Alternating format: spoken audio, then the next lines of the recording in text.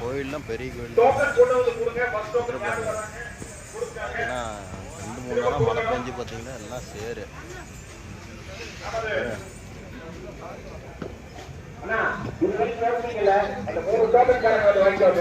இந்த ஊர் தாங்க நோம்பினா நோம்பி எங்க பாருங்க.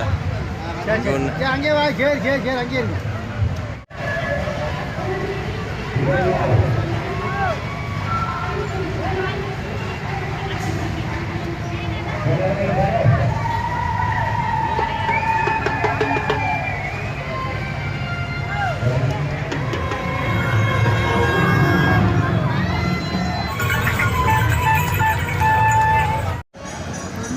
இதாங்க அந்த குருநாதப்பன் கோயில் சாமி. இப்போ வந்து கோயிலில் கம்மியாக தாங்க கூட்டம் இருக்குது.